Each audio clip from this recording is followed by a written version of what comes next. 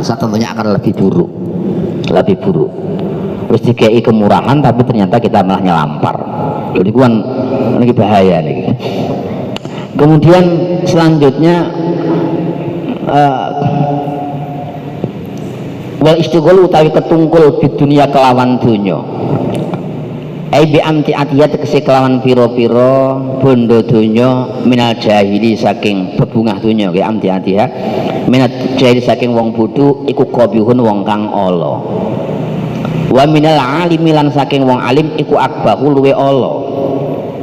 Kama kaya hadis ruwiya kang den riwayatake apa ma annahu nyatane sak temene Kanjeng Nabi sallallahu alaihi wasallam iku kala dawuh sapa Kanjeng Nabi man utawi sapane wong iku izdada tambah-tambah sapa man apane ilman ilmune, semakin hari dia semakin bertambah ilmunya.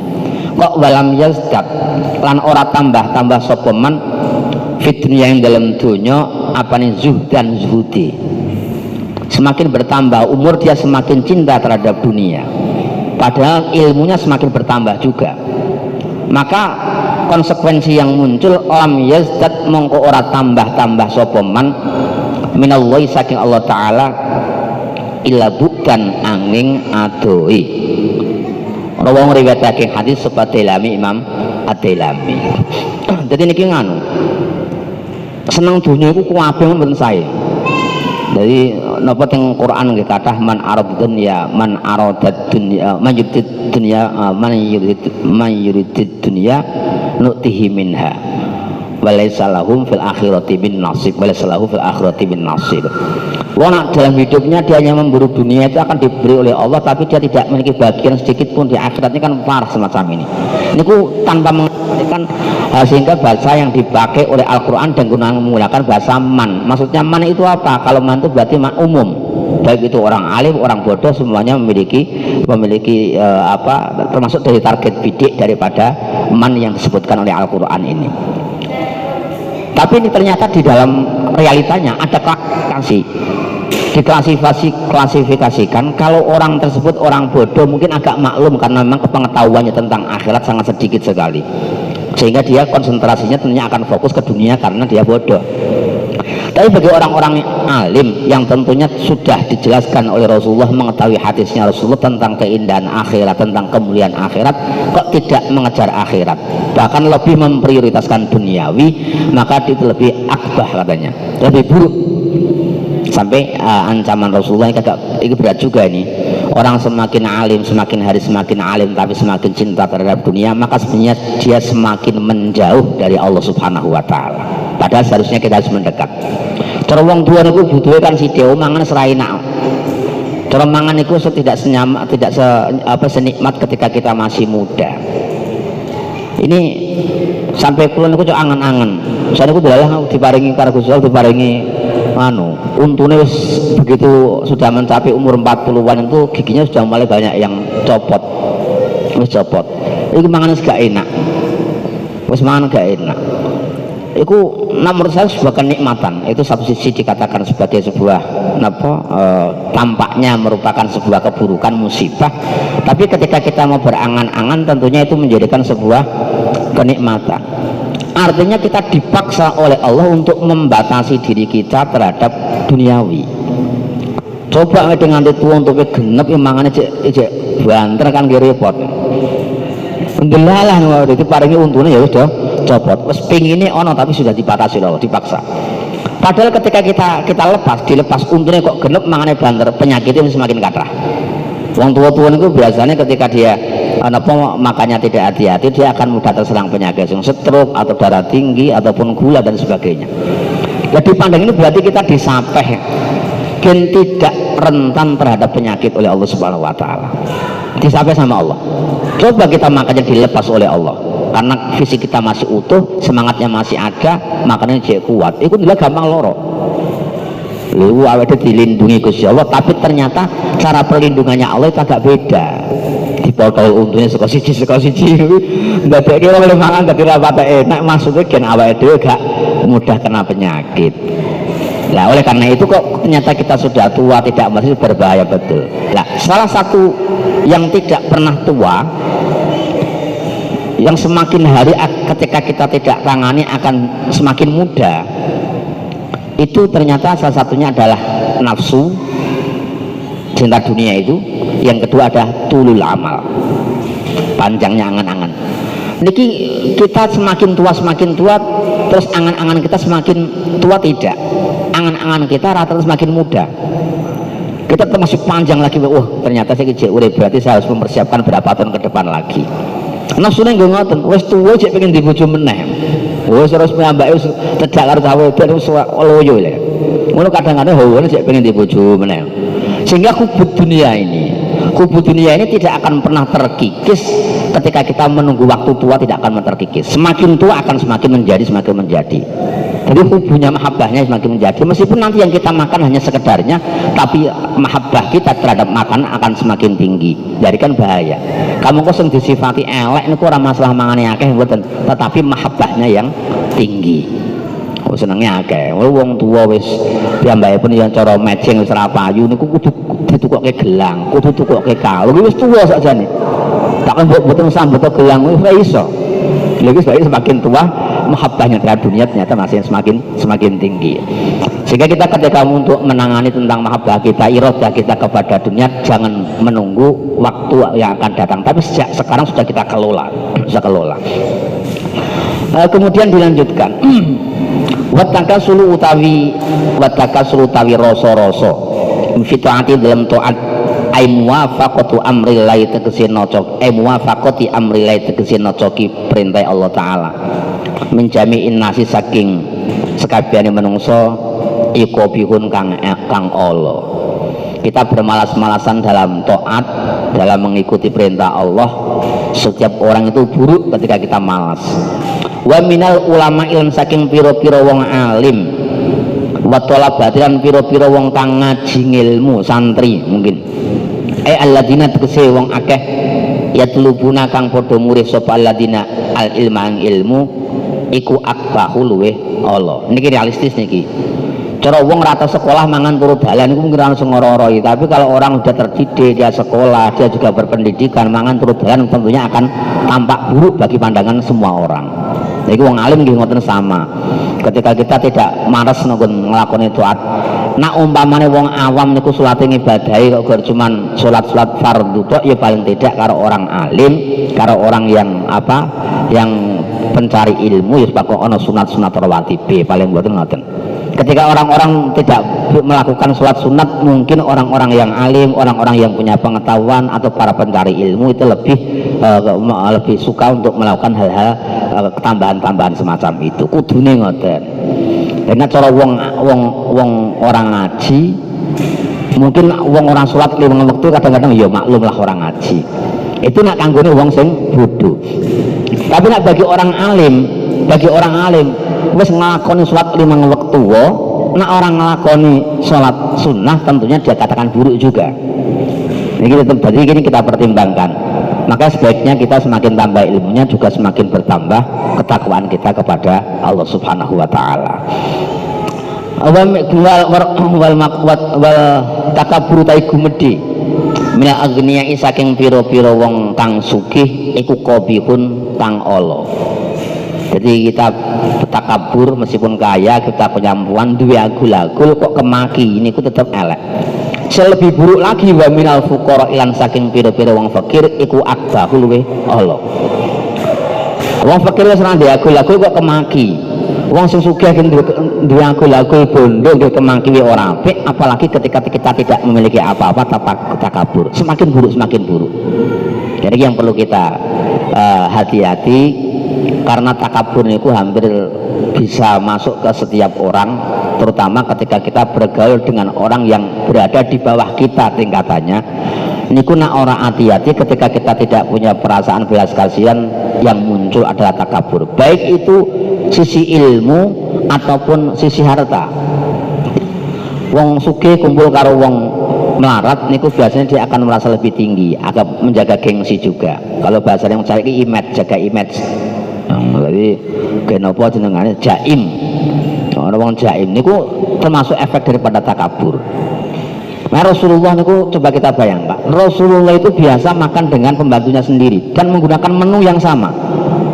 Niku kita jarang masyarakat kita, bahkan sudah menjadi budaya antaranya juragan kalau pembantunya ini pakanannya mesti kelasnya beda. Rasulullah tidak, sehingga disampaikan dalam pesan terakhir Rasulullah ketika menangani pembantunya sebaiknya wa'at imuhum ma ta'kuluna, dan berilah makan kepada mereka dengan makan yang biasa kamu makan. Di sama kalau niki guru tunggal, guru niki masih hidup beliau, niki tidak saya sebutkan namanya, dia punya santri luar biasa betul akhlaknya. Di saat tempo dulu masih sulit masalah makanan darah niku, meskipun dia bukan orang yang kaya tetapi punya kecintaan untuk menyuguh para tamu. Niku sering beliau menyuguh tamu sebelum beliau makan, sehingga nanti makannya setelah tamunya selesai. Bahkan pernah beliau ketika makanannya terbatas, sementara yang masak pembantunya, khodamnya istilahnya, itu belum makan santrinya itu dia seolah-olah menampilkan telah makan atau malas makan. Santrinya disuruh makan, setelah selesai ini luar biasanya sisanya itu baru yang makan beliau. Tasya sugeng ini luar biasa betul. Kanjeng Nabi nggih pernah ngoten nggih Kanjeng Nabi.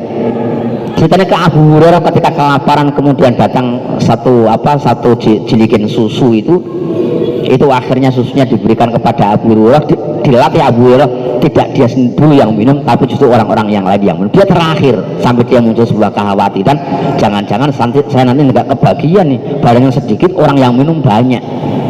Akhirnya tetap Rasulullah memerintahkan kepada Abu Hurairah agar diberikan kepada teman-temannya dulu. Setelah teman-temannya selesai, Abu Hurairah disuruh minum sepuasnya. Setelah puas baru Rasulullah yang minum. Jadi cerita ini kan masyhur sekali cerita ini. Nah, ini yang mungkin di era-era kekinian menjadi sesuatu yang agak pemandangan yang agak asing bagi kita. Orang ono kiai kok ngombe turu hari santri saiki kok kae. Santri hawane golek barokah kiai, barokah kiai. Sebenarnya sama. Kapan merawang ikhlas ya, santri kok ikhlas, kiai ngombe barok sisane santri itu wajar-wajar saja, dia lebih ikhlas kadang-kadang. Kalau dia kan tidak punya perasaan tinggi hati sama sekali, tidak pernah santri itu. Tapi kalau kiai ada kemungkinan di depan santrinya dia ada kemungkinan untuk merasa tinggi hati, kowe karo aku ngalim aku, sing berkahi mesti aku rumangsane kan ngoten. Padahal belum tentu juga. Nah ini yang mungkin kita juga perlu mendidik diri kita. Kecuali nak dalam rangka pendidikan. Nak dalam rangka pendidikan tentunya anak itu makan dan minumnya setelah orang tua makan dan minum. Ngerti?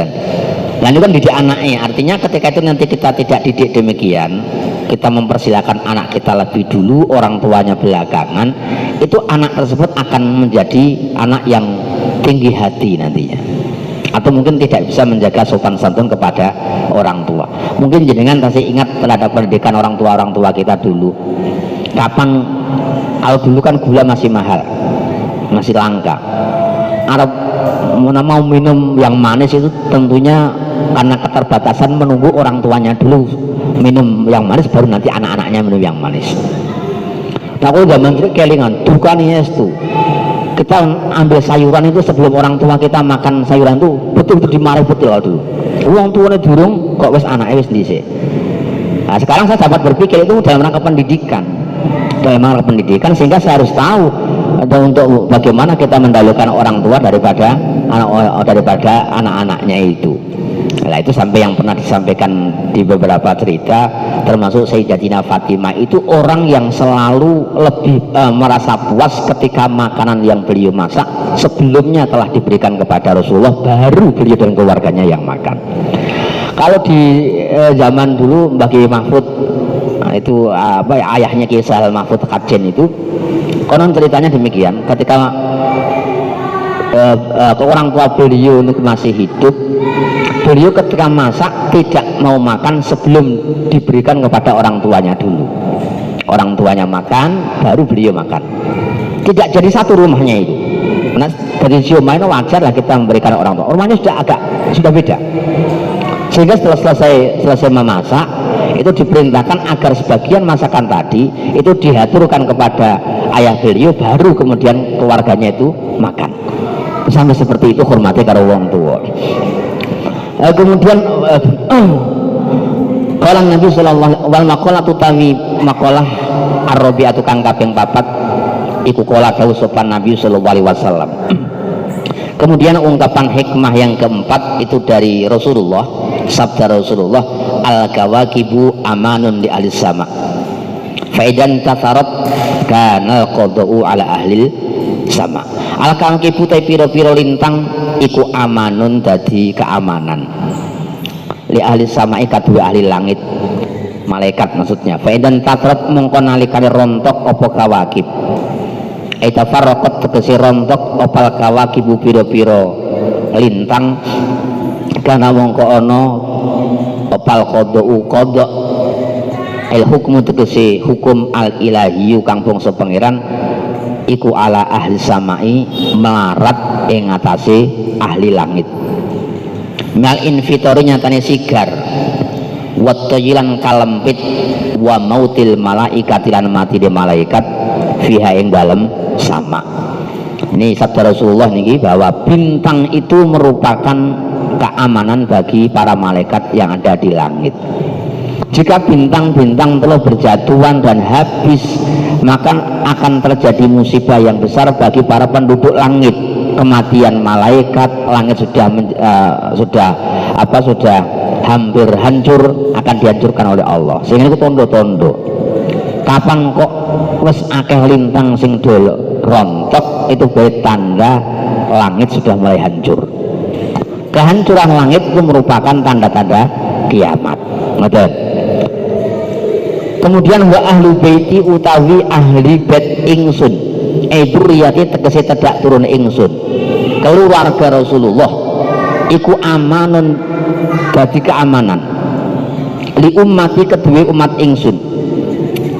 Faida zalam mongko nalikane ilang apa ahlu baiti ahli bait ingsun kana mongko ana opal qada upesken Allah iku ala ummati ing atase umat ingsun min duril bid'ah nyatane pertelane pira-pira bid'ah wa ghalabatil ahwa ilang nglindhiye pira-pira hawa nafsu wa ikhtilafil aqaid lan beda-bedane pira-pira akidah wa zuhurir rumi lan menangi wong Romawi wa ghiriha lan liyane zuhuril bid'ah ila akhirih. Kemudian yang kedua kata Rasulullah bahwa keluargaku para habaib itu merupakan keamanan bagi ahli bumi. Jika keluargaku telah tiada, habis keluarga saya, maka musibah akan menimpa pada penduduk bumi. Ini juga sangat tingali. Habaib itu yang paling banyak itu di Indonesia sekarang niku. Dan kita dapat melihat bahwa peperangan, kerusuhan, musibah di Indonesia dibanding dengan musibah peperangan kekacauan yang ada di Timur Tengah jauh lebih tinggi yang ada di Timur Tengah. Kemudian meskipun Rasulullah itu lahir di Makkah, kemudian dimakamkan di Madinah, cuman habaib di sana tidak banyak karena perintahnya memiliki kebijakan mungkin agak memojokkan kepada keluarga besar Rasulullah Shallallahu Alaihi Wasallam, dikhawatirkan merebut kekuasaan. Sehingga ditolak di sana, diterima di Indonesia. Efeknya Indonesia luar biasa betul. Sampai sekarang ketika kita membandingkan dengan kondisi yang ada di Timur Tengah, jauh lebih aman di Indonesia. Kita lebih nyaman beragama di Indonesia daripada di yang lainnya. Lagi maksudnya dawuh Kanjeng Nabi bahwa ahlu baiti aman lil ardi niki menuntut agar kita betul-betul berhati-hati ketika berhubungan dengan para habaib. Jadi kita tidak perlu kadang-kadang kita perlu memaafkan beberapa yang keburukan-keburukan yang muncul dari ahli baitnya Rasulullah, sebagaimana yang pernah disampaikan dalam hadis Rasulullah.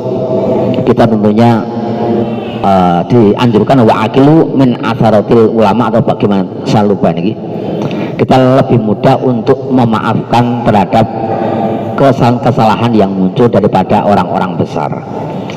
Karena itu ketika nanti kita bully orang-orang besar, itu kita bully, maka menjadi remeh dalam pandangan masyarakat. Ketika dia remeh dalam pandangan masyarakat, sementara pemegang ilmu adalah mereka, ilmu itu nanti tidak akan bisa diserap oleh oleh masyarakat, karena masyarakat itu akan menyerap ilmu dari orang yang dia meyakini orang itu tersebut adalah orang yang baik. beli ilmu apik kaya ngopo ketika niku kok metune karo wong sing status sosialnya telah hancur di masyarakatnya, akan kesulitan. Masyarakat tetap menolak meskipun itu benar. Anak metune sangka wong yang memiliki karisma dan sebagainya, itu tentunya akan mudah untuk ditangkap oleh masyarakat. Sehingga jangan pernah kita orang menghancurkan karisma orang-orang yang memiliki kapasitas di dalamnya. Nangani wong alim salah karo nangani wong bodoh salah niku nggih beda. Ana alim ki karismatik, kesalahannya sedikit terus dipenjarakan gara-gara itu. Loh, itu kan repot. Akhirnya masyarakat memandang wong alim ya koyo ngono tok. Sehingga dia enggan mendekat dengan orang alim karena khawatir semacam itu. Sehingga tidak perlu kita memviralkan ketika terjadi satu kejadian ada orang yang mengatasdirikan dirinya sebagai orang alim dan telah diakui masyarakat, kemudian melakukan pencabulan terhadap santri. Itu biasa-biasa saja, itu menungso. Ora sampe nggegeri awake dhewe memviralkan apa tidak perlu. Perlu kita tutup, ditangani secara hukum, tetapi tidak perlu kita ramekan. Kita perlu hati-hati gitu saja. Sebab itu ketika nanti diviralkan, nanti masyarakat akan memberi hukum kebiauyah. Oh, nah berarti pesantren itu berbahaya, orang alim itu berbahaya. Sementara itu hanya oknum beberapa gelintir yang efeknya justru nanti Islam secara umum akan menjadi dirugikan. Wa aman asabi wa ana utawi ingsun iku amanun, dadi keamanan li ashabi kadwe pira-pira sahabat ingsun. Fa idza dabtu mongko nalikane sedo sapa ingsun, ai mitu tegese sedo sapa ingsun, kana mongko ana opal qada upesten ala iku ala ashabi ngatasi pira-pira sahabat ingsun. Minal fitani nyatane pira-pira fitnah, wal khurubi lan pira-pira perang, wartidadiman lan murtade wong irtadda kang murtad sapa man. Waktila fil qulubi lan sulayane pira-pira ati. Niki bener, setelah Kanjeng Nabi sedo, Kanjeng Nabi niku keamanan bagi para sahabat. Ketika beliau meninggal itu akhirnya menjadi musibah bagi para sahabat sampai terjadinya pembunuhan Sayyidina Utsman, peperangan, fitnah, munculnya orang-orang murtad itu sepeninggal Rasulullah SAW. Yang terakhir wal jibalu utawi gunung iku amanun, dadi keamanan li ahli ardi kedua ahli bumi. Faida dapat mongko nalikane ilang apa jibal, ail jibalu tegese pira-pira gunung, kana mongko ana opal qadau pesen Allah iku ala al ardi melarat ing atase ahli bumi. Niki saken jenengan tingali bahwa gunung ini sebenarnya Quran nggih. Wal jibala autada. Saya menjadikan gunung sebagai pasak di bumi. Ini sendau Gusti Allah teng Quran. Maka ini ditegaskan oleh Rasulullah, ajibalu amanun li ahli ardi, bahwa gunung itu dibangun didirikan oleh Allah dalam rangka untuk menjaga keseimbangan di alam ini. Ketika gunung tersebut hilang niku macam-macam, seperti kerui kayak gunung pergi niku saged, atau mungkin meledos kabeh, atau mungkin gundul akhirnya menjadikan longsor dan sebagainya, maka musibah akan menimpa ahli bumi. Seringnya terjadi gempa, banjir, itu karena memang pasak-pasak tersebut telah dirusak oleh penduduk bumi sendiri. Sehingga ini bagi kita, apa yang disampaikan Rasulullah ini merupakan satu support untuk melakukan pelestarian alam. Artinya agama kita ternyata juga memerintahkan tentang adanya pelestarian alam.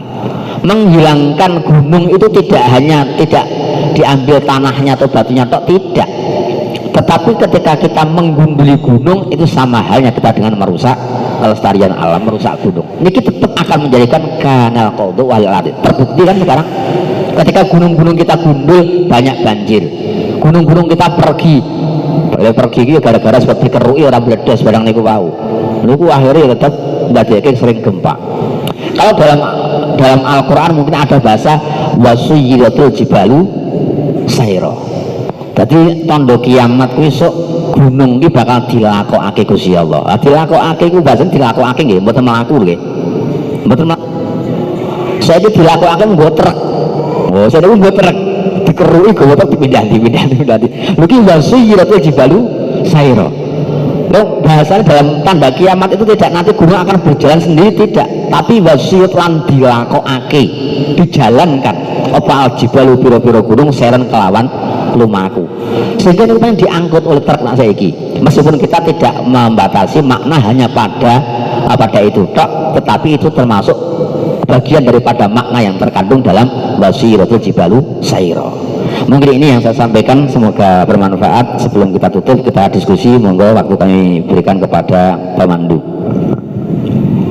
Alhamdulillah, jazakallahu khair katur konjuk Gusti Pak ingkang sampun ngaturaken materi terkait kalian ingkang sampun aturaken, diantaranya bahayanya dosa, melakukan dosa untuk orang-orang yang sudah banyak umur, termasuk yang sudah menjadi bapak-bapak atau dewasa, akan dicatat lebih banyak dosanya daripada anak muda dan sebagainya.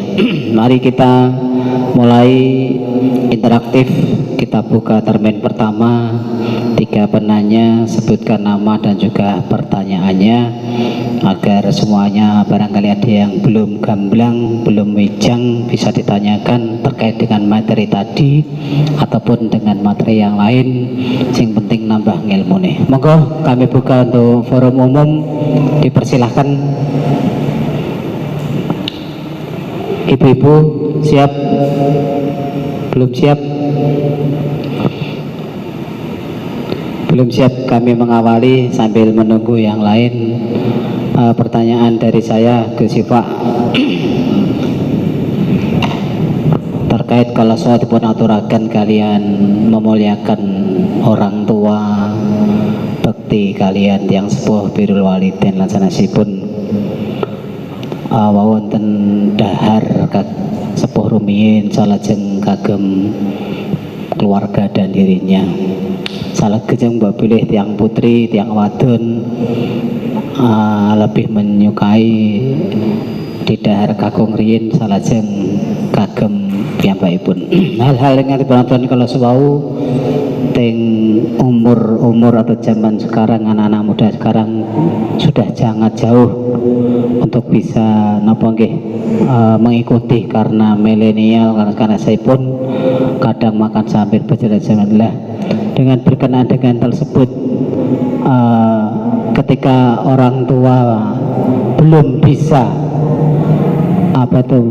melaksanakannya karena juga korban niku, apakah orang tua tersebut juga ikut mendapatkan dosa? Yang pertama. Yang kedua, terkait dengan hal tersebut, napa niku ya Allah, aduh ya supaya kehilangan akal dikurin mohon segalian manjat hilang nih. Mungkin yang kedua maka diteruskan Pak Fauzi mikir kali ini.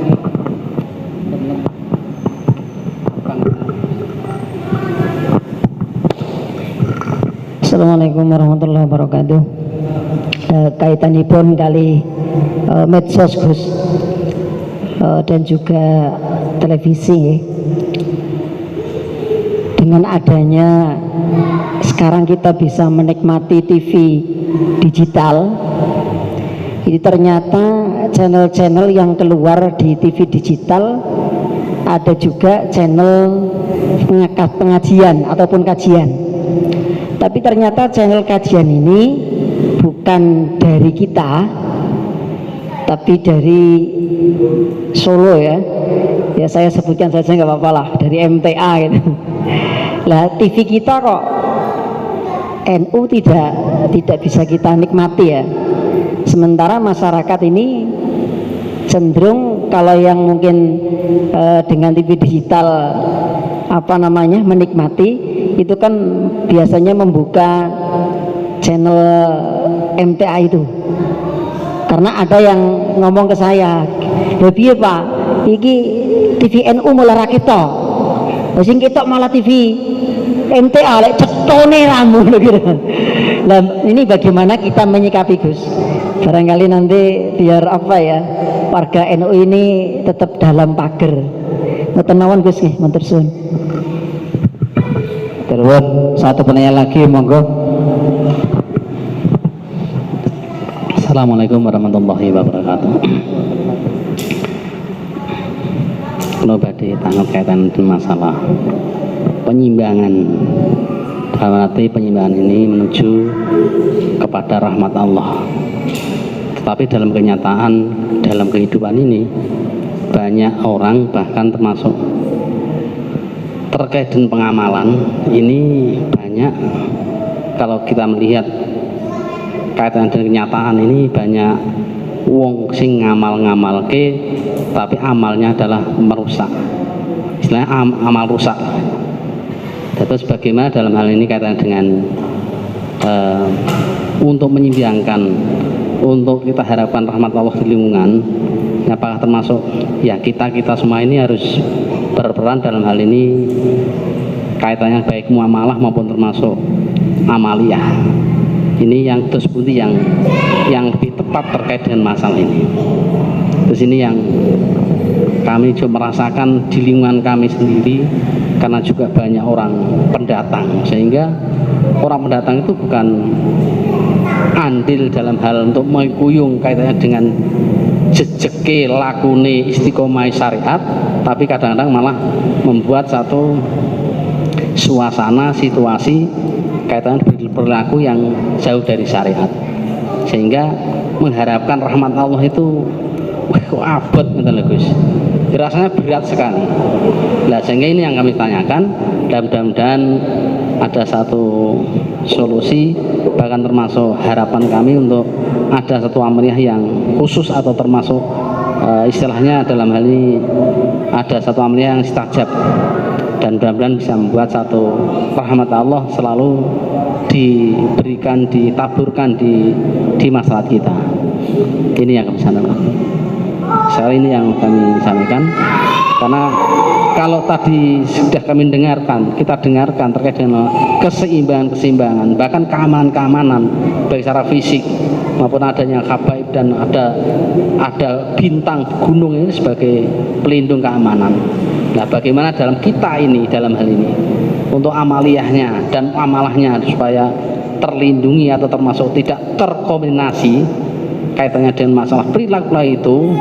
Nah, ini yang kami sangat mengharapkan, karena kalau dia rasakan kepayahan Pak, sangat payah dalam hal ini di lingkungan itu, sangat juga memayahkan ya, walaupun kita tetap rojak dalam hal rahmat Allah. Saya ini yang kami sampaikan, mudah-mudahan nanti kita semua juga merasakan hal ini, karena lingkungan kita itu ya kenangkan karo ini ya meh podo gitu, jangan dhuwur-dhuwur mriko nggih podo tak kira. Jadi supaya ada satu wasilah atau termasuk monggo yang mangke sadaya. Makaten sun. Assalamualaikum warahmatullahi wabarakatuh.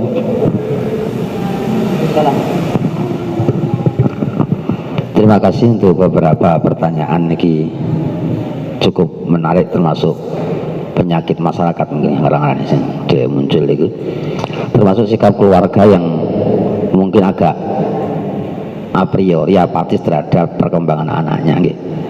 Jadi wong anak era dididik, dia melakukan kemaksiatan, terus tanggung jawab maka yang akhiratnya untuk dosa ya tentunya iya. Sama perimbangannya ketika kita juga mendidik anak kita, kemudian anak kita melakukan taat, maka setiap taat yang dilakukan anak-anak adalah pahala bagi orang tuanya. Jadi tugas kita sebagai orang tua memang seperti yang disampaikan dalam Al-Quran ketika berperintah kepada Rasulullah, wa'anzir ashiratakal akrobin. Prioritas, skala prioritas di dalam berdakwah dan mendidik itu adalah ashiratakal akrobin, keluarga terdekat, mulai dari anak, istri kita.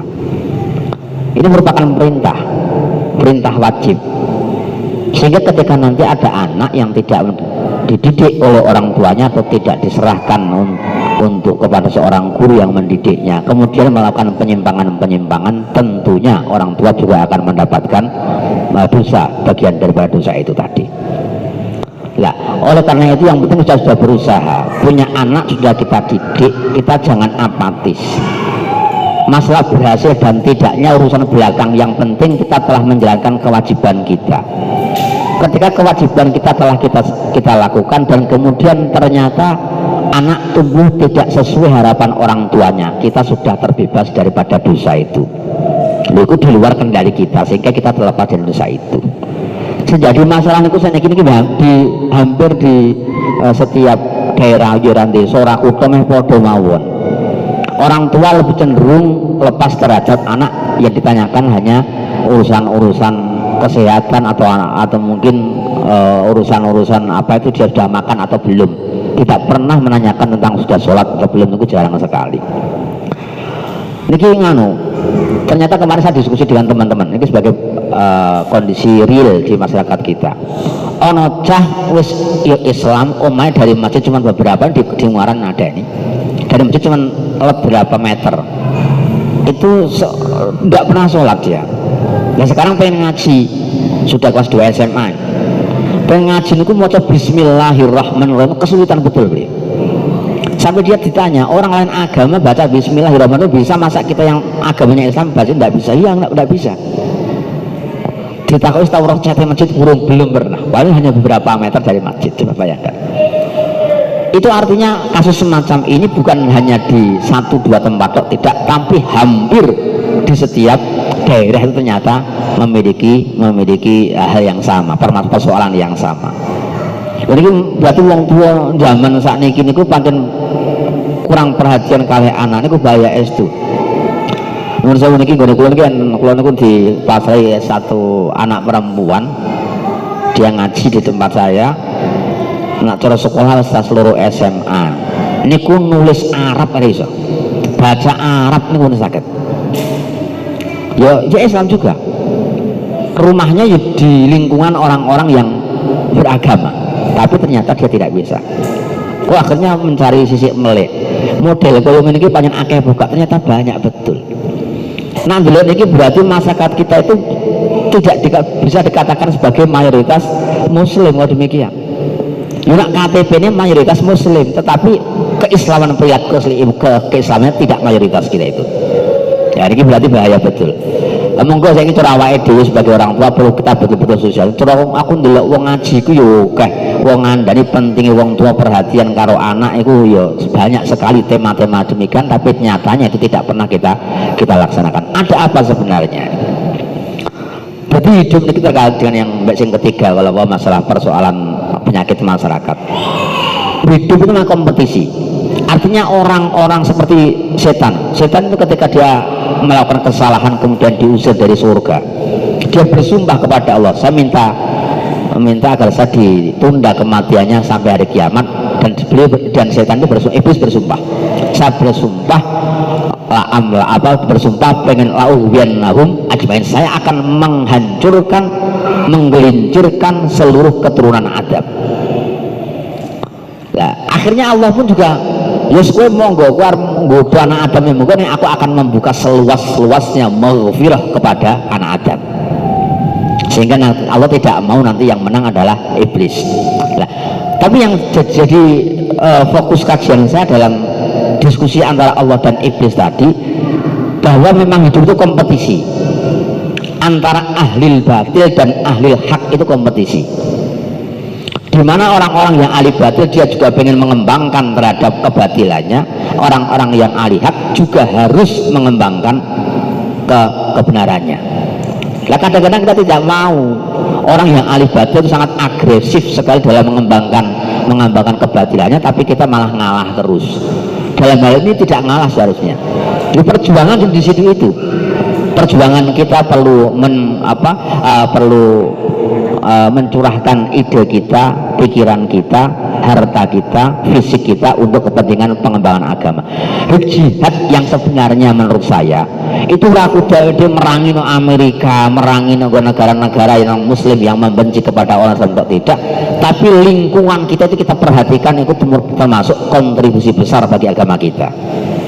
Lalu dia pengen perjuangan itu bukan tanggung jawab seorang kiai tok, tidak, bukan tanggung jawab seorang santri atau tokoh agama tok, tidak, tapi setiap orang muslim memiliki tanggung jawab di dalam menjunjung tinggi nilai-nilai keislaman.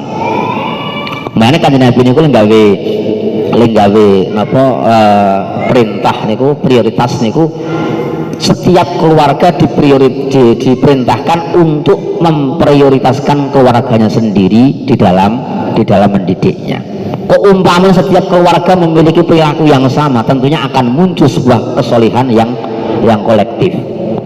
Nah, setiap keluarga bisa membangun kesolihan, itu akhirnya akan muncul sebuah keluarga yang sebuah komunitas yang soleh. Kalau kita tidak memperjuangkan tentang kesolehan keluarga kita, kita hanya mementingkan kesolehan kita sendiri, anak plus buah alam, itu sama halnya kita dengan membiarkan agama ini hancur. Nah, mungkin ini tanggung jawab perjuangan, jihad kan kabeh. Jadi sebab iman, apa jenengane afdhul amal ba'dal iman al jihad fisabilillah. Setelah birrul walidain baru al jihad fisabilillah. Ini monggo kita perlu mensosialisasikan sing betul untuk mensosialisasikan pentingnya orang tua memperhatikan anaknya, dan perlu kita kasih intimidasi juga. Jika dia tidak memperhatikan anaknya, jangan dikira dia akan dilepas oleh Allah di akhirat kelak, tetap dia akan diminta tanggung jawabnya. Jadi kok repot kan ini. Jadi wong kok dua anak ada terus dicoba kaya pitik metu ora ngerti sempatnya kok bali pakani ngoten tok, ini kan repot. Bedanya kita dengan hewan apa? Yang penting kita sudah berusaha sekuat tenaga mendidik, nak gagal dan berhasil itu urusannya Allah Subhanahu wa Ta'ala. Yang jelas kita sudah lepas dari kewajiban kita. Nah, ini termasuk ini ada satu informasi, mungkin jadikan sebagai satu solusi. Yang daerah Wangon Banyumas ya. Sekarang kan sudah ada niki darurat narkoba nih. Dalam penanganan narkoba ada penjualan obat-obat dosis tinggi secara bebas. Secara bebas maksudnya tanpa menggunakan resep dokter, dan itu disalahgunakan sebagai narkoba. Secara hukum dia tidak termasuk kategori narkoba, dia termasuk obat, tapi digunakan seperti fungsinya narkoba oleh anak-anak muda. Ini berkembang di daerah Banyumas, dan konon katanya ini ada beberapa teman yang ada di intelijen mengatakan itu punya target akan tersebar ke seluruh Indonesia dalam waktu dekat ini. Sasaran bidik yang paling dia prioritaskan bukan masyarakat kota, justru masyarakat pedesaan. Mungkin ada anak muda mungkin sering beli transaksi menggunakan obat itu yang sebenarnya itu obat 5.000, 10.000, dia jual dia 50.000, dan tanpa ada tawar menawar langsung kayak transaksi obat terlarang itu. Biasanya berkembang lewatnya tidak di apotek, tidak, tapi lewatnya di counter HP. Ya masyarakat Jawa itu kan perlu waspada. Nah, kemudian dalam penanganan itu sebagai studi banding, masyarakat itu ternyata punya aparat, punya backing dari orang aparat juga ada yang penjualan obat ini. Itu kemudian dia bekerja sama dengan masyarakat membangun satu aturan khusus bagi desa tersebut, kayak perdes, katakanlah perdes bahwa penjualan obat-obat yang tadi memiliki efek menjadikan orang digunakan salah aspek obat tadi, itu dianggap sebuah kesalahan yang harus mendapatkan sanksi dari masyarakat. Disepakati di masyarakat itu, sehingga tentang penggerebekan ketika dicurigai ada konter yang ternyata melakukan praktek tersebut, itu dia digerebek. Ini pernah nih katanya, ini saya mendapatkan cerita valid nih. Cerita tersebut ada pada sore hari jam 5, transaksi jam 5 sampai maghrib. Ini ku digerebek penjualan obat-obat larang dan kresek. Ini ku dalam waktu 1 jam saya duit 5 juta hasil penjualan obat itu tadi. Saking cepetnya. Jadi kan membahayakan. Sehingga ini belum ditiru awal dewi sebelum ini terjangkit di masyarakat kita, mungkin sudah terjangkit atau kita kurang mengawasi, kita tidak tahu. Itu bagaimana kita sebelumnya perlu bekerja sama dengan aparat kita membangun satu kesepakatan agar itu termasuk kategori hal yang dilarang di masyarakat itu. Jadi kita bekerja sama dengan aparat. Nah, masyarakat kita itu lebih takut dengan aparat daripada hukum agama soalnya.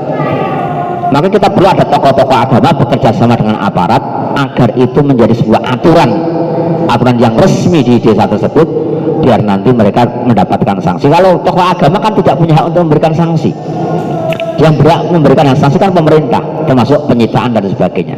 Tokoh agama yang mengatakan ini tidak baik. Nah, ini cukup mengkhawatirkan bagi kaum muda kita. Ayo monggo, niki mangke. Nah, termasuk niku mau salah satunya adalah ada pembatasan. Kalau contoh mungkin kalau puasa tahun baru itu kadang-kadang orang banyak makan pesta, ada pembatasan waktu. Ini kan masyarakat setempat kan bisa diajak demikian. Nah, kita hanya mengandalkan tentang apa yang ada dalam agama kita, prakteknya itu tidak merangkul terhadap semua pihak yang memiliki kepentingan di situ, tentunya kita akan kesulitan. Nah, inilah pentingnya ada kerjasama antara ulama dan umaro. Kerjasama dalam hal ini, kerjasama ulama dan umaro itu bukan berarti ulama mendapatkan bantuannya umaro dengan menggunakan uang sekian juta untuk bekerja, enggak. Nah, kalau menurut saya masing-masing harus saling mendukung dalam kaitannya untuk menjaga kondusivitas lingkungan niki wau.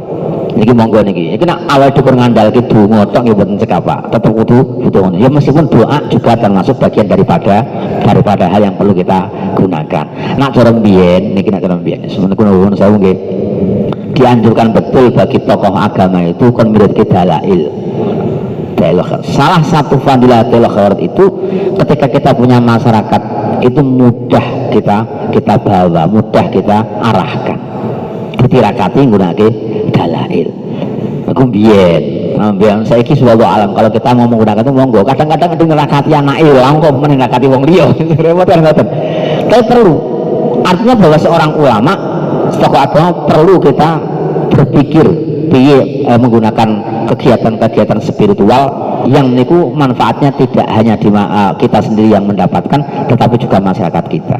Doa kita kepada para masyarakat kita itu juga penting. Kowe kemutan bapak kula niku nanti cerita, aku ki ya Allah Gusti, pas ketika beliau meratapi terhadap kondisi yang berkembang. Aku pas nong Arafah iku ora kurang aku wiridan ndongake masyarakat Serumbung saat itu. Ini kok ternyata tetap perkembangannya tetap tidak seperti dia mau ndonga itu supaya masjid tetap hidup, jamaah tetap hidup. Niku betul-betul luar biasa betul beliau.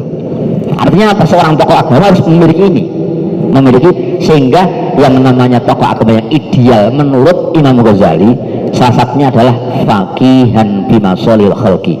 Kita peka terhadap kemaslahatan masyarakat.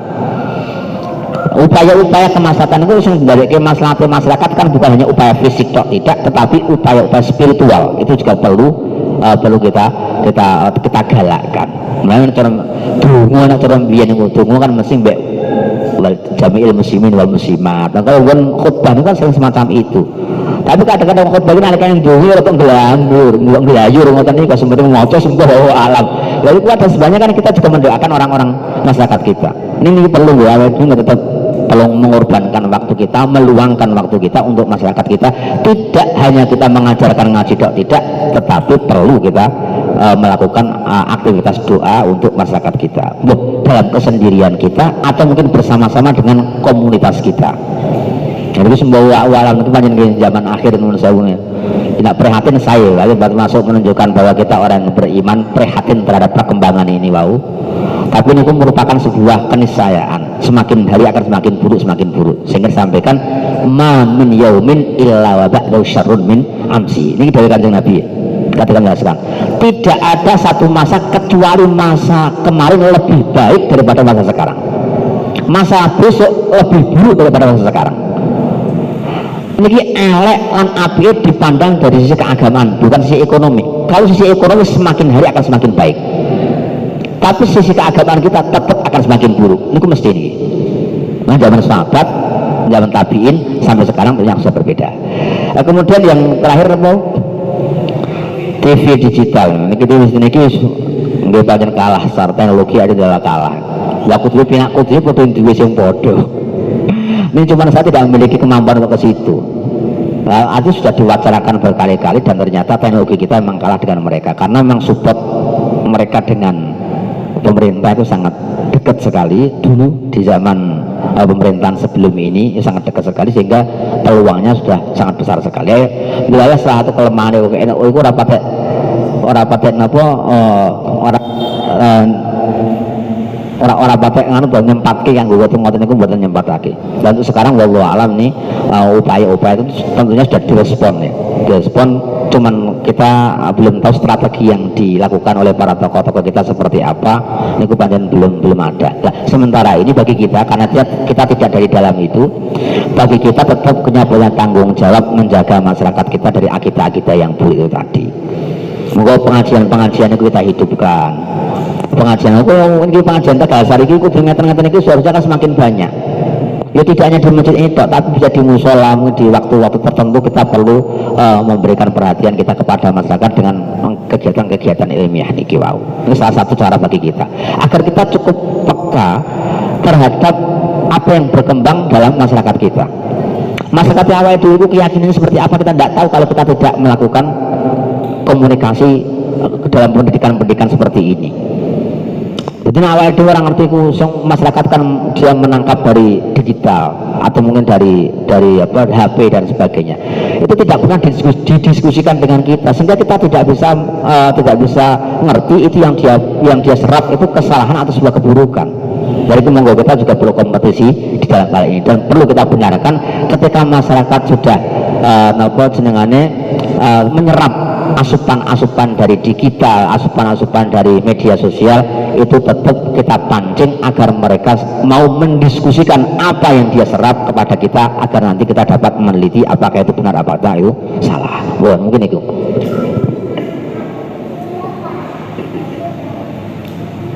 Bapak sedaya jamaah, alhamdulillah kegiatan Maulidur Rasul ya ulama lan ugi kajian nasoibul ibad lan ugi interaktif sampun katuraken mugi Allah paring ridho ilmu ingkang pun naraken dening Gusti Pak manfaat kula panjenengan sedaya paling boten wonten wawaler kagem kula panjenengan sedaya prihatin peduli kalian lingkungan niku penting mageri lingkungan sebagai tokoh penting supados mboten tersiak-siak kalih korban medsos lan ugi modernisasi zaman ingkang kalangkung bebayani. Ngeten nggih.